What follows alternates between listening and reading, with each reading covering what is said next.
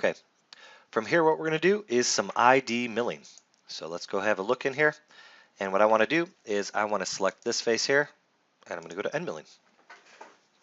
When I do that, software's going to grab the last end mill that we used, which happened to be a 1/4 inch end mill. Perfect.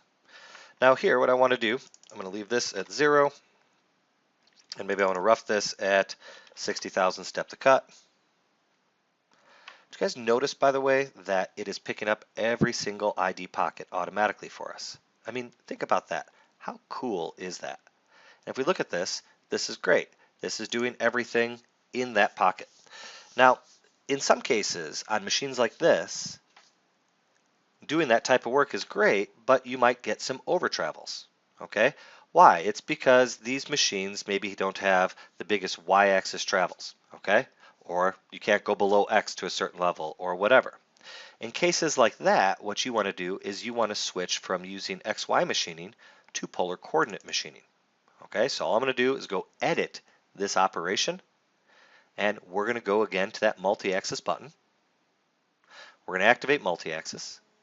We're going to be 4-axis axial, and we're going to go to transformation from milling to turning. I'm also going to initialize the axis at 0 degrees. And that's it.